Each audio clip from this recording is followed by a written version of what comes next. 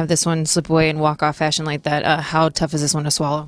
I don't know, just add it to the list of ones that have been tough to swallow.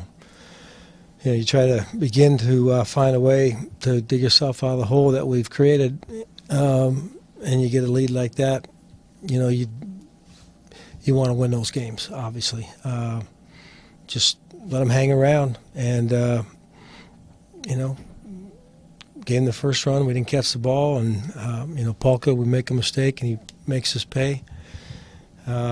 Yeah, we just didn't do enough. Some good signs early. Morrison had a good night. You know, I thought Jake had maybe his best fastball that we've seen here early on.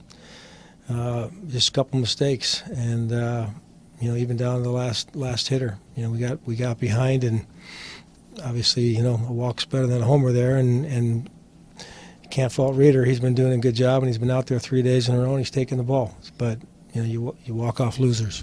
You touched on Jake's fastball, but some of his off-speed pitches, secondary pitches. How would you assess that tonight? You know, they're not all going to be perfect. I thought he got a lot of outs on his split early. You know, slider, I gave up a hit early, I know. But, you know, Polka there in that situation, you just, he's an ambusher, and you can get him to chase. And, you know, obviously once in a while your split's going to hang, and that's what happened. And he deposited it. So,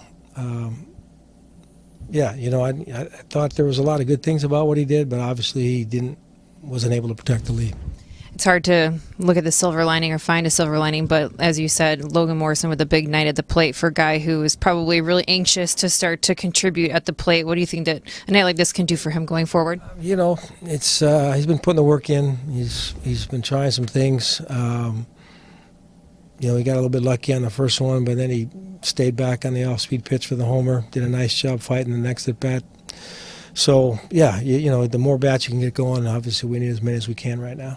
What happened with Robbie on the Davidson ball over his head? Did he try to rush to pick it up? Ball's hit hard. You know, I don't know what % catch is on that ball, but it had a lot of tail on it, and it ended up looking like he had he kind of reached one way, it was kind of back over the other shoulder, and then, you know, it's just one of those things where you can't look to where you're going to throw it till you pick it up, and if you peek, you're probably not going to get a good grip. Would you have expected the staff to have pitched you guys to more victories at this point collectively than expectations and what you hope for?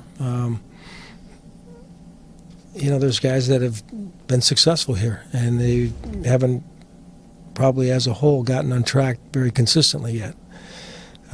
So do I still hope that these guys are going to, you know, start giving us more consistent innings and all those type of things? Of course. I mean, that's what we're going to need if we want to try to find our way back. And you can't do it all at once. You just got to go out and try to win series, all those type of things.